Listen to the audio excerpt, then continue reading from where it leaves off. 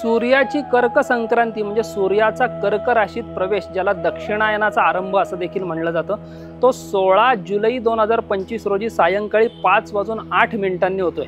तर हा जो सूर्याचा कर्क राशीमध्ये प्रवेश आहे त्यानंतरचा एक महिना म्हणजे 16 जुलै ते 16 ऑगस्ट हा प्रत्येक राशीच्या व्यक्तींना कसा जाणार आहे ते आपण जाणून घेणारच आहोत। परंतु तत्पूर्वी या दिवशी म्हणजे 16 जुलैला चंद्र मीन राशीत होत असल्यामुळे ज्योतिषशास्त्रानुसार तंदुल नावाचा एक योग निर्माण होतो, त्यामुळे अत्यंत चांगली वृष्टी होते। परंतु काही ठिकाणी वादळी वारे वाहतात आणि त्यामुळे पशु पक्षी त्याचप्रमाणे झाडांचा नाश होतो असं सांगितलेलं आहे। आता ज्यांचं जन्म नक्षत्र उत्तरा भाद्रपदा अनुराधा पूर्वा फाल्गुनी रोहिणी आश्लेषा भरणी हे असेल त्यांना हा जो महिना आहे म्हणजे 16 जुलै ते 16 ऑगस्ट हा थोडा प्रतिकूल जाण्याची शक्यता आहे।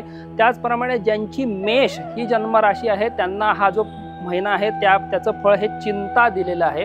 त्यानंतर वृषभ राशीच्या व्यक्तींना या काळामध्ये लाभ होतील। मिथुन राशीच्या व्यक्तींसाठी हा महिना कार्यसिद्धी देणारा आहे। कर्क राशीच्या व्यक्तींना कार्यनाश म्हणजे कोणत्याही कामामध्ये अडथळे उत्पन्न होतील। सिंह राशीच्या व्यक्तींना रोगराई हे थोडंसं प्रतिकूल फळ आलेलं आहे।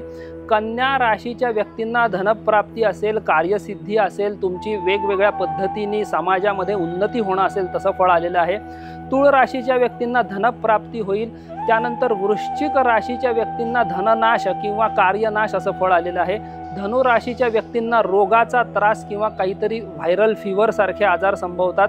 मकर राशीच्या व्यक्तींना कार्यसिद्धी धनप्राप्ती फळ आलेलं आहे। कुंभ राशीच्या व्यक्तींना धननाश असं फळ आलेलं असून मीन राशीच्या व्यक्तींना कार्यसिद्धी सुख व धनप्राप्ती असं चांगलं फळ पुढच्या एक महिन्यापर्यंत म्हणजे 16 जुलै ते 16 ऑगस्ट या काळापर्यंत राहील।